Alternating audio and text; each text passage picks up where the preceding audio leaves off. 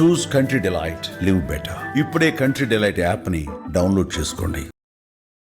Andhra Pradesh map మరోసారి మారింది. పరిపాలనను ప్రజల గుమ్మం వద్దకు చేర్చడమే లక్ష్యంగా ప్రభుత్వం మరో 2 కొత్త జిల్లాలను ప్రకటిస్తూ చారిత్రాత్మక నిర్ణయం తీసుకుంది. దీంతో ఏపీలో మొత్తం జిల్లాల సంఖ్య ఇప్పుడు 28కి చేరింది. అసలు ఈ కొత్త జిల్లాలు ఏవి? పాత జిల్లాలలో జరిగినటువంటి మార్పులేంటి? ఈ మార్పుల వల్ల సామాన్య ప్రజలకు కలిగే లాభాలేంటి? ఈ వీడియోలో క్లియర్గా తెలుసుకుందాం. వీడియోను చివరి వరకు చూడండి, ఎందుకంటే మీ నియోజకవర్గం ఇప్పుడు ఏ జిల్లాలో ఉందో కూడా ఇప్పుడు మీకు పూర్తిగా అర్థమైపోతుంది. రాష్ట్రంలో నేటి నుంచి 26 జిల్లాల స్థానంలో 28 జిల్లాలు అమల్లోకి రానున్నాయి. ఇప్పటికే కొత్త జిల్లాలు, రెవెన్యూ డివిజన్ల ఏర్పాటు ప్రక్రియ పూర్తవగా ఈ రోజు నుంచి పాలన షురూ చేయనున్నారు. పరిపాలనా సౌలభ్యం, ప్రజలకు సేవలు మరింత చేరువ చేయాలనే లక్ష్యంతో ఈ పునర్వ్యవస్థీకరణ చేపట్టినట్టుగా వెల్లడిస్తున్నారు. ఈ మేరకు ప్రభుత్వం గెజెట్ జారీకి ఆదేశాలు ఇస్తూ ఉత్తర్వులు విడుదల చేసింది. అలానే కొత్తగా ఏర్పాటైనటువంటి పోలవరం, మార్కాపురం జిల్లాలకు తాత్కాలికంగా ఇన్ఛార్జ్ అధికారులను కూడా ప్రభుత్వం నియమించింది.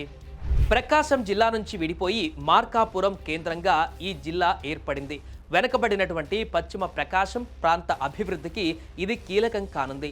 అలాగే రంపచోడవరం కేంద్రంగా ఈ జిల్లాను ఏర్పాటు చేశారు. ముఖ్యంగా గిరిజన ప్రాంతాల అభివృద్ధి, పోలవరం ముంపు బాధితులకు పాలనను చేరువ చేయడమే దీని ప్రధాన ఉద్దేశం. అంతేకాదు అన్నమయ్య జిల్లా కేంద్రం కూడా మారింది. ఇప్పటి వరకు రాయచోటి కేంద్రంగా ఉండగా ఇకపై మదనపల్లె నుంచి పరిపాలన కొనసాగనుంది. పోలవరం జిల్లా కలెక్టర్గా అల్లూరి సీతారామరాజు జిల్లా కలెక్టర్ ఏఎస్ దినేష్ కుమార్కు అదనపు బాధ్యతలు అప్పగించారు. మార్కాపురం జిల్లా కలెక్టర్గా ప్రకాశం జిల్లా కలెక్టర్ రాజాబాబు ఇన్ఛార్జిగా వ్యవహరిస్తారు. పోలవరం ఎస్పీగా అల్లూరి జిల్లా ఎస్పీ అమిత్ బార్ధార్కు, మార్కాపురం ఎస్పీగా ప్రకాశం జిల్లా ఎస్పీ హర్షవర్ధన్ రాజుకు అదనపు బాధ్యతలు ఇచ్చారు.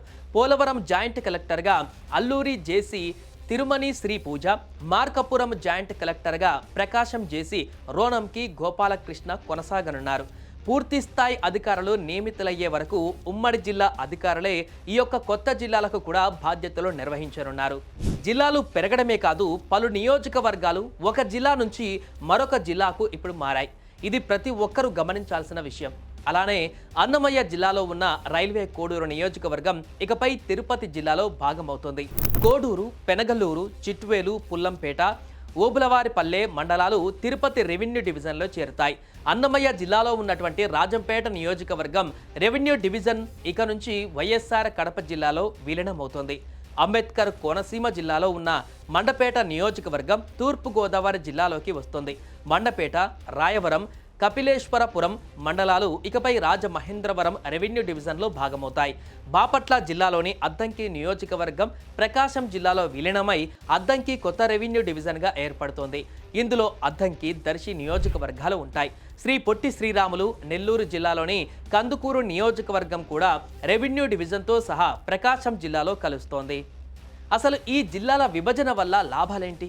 గతంలో ఒక కలెక్టర్ సగటున 38 లక్షల మంది ప్రజలను పర్యవేక్షించవలసి వచ్చేది.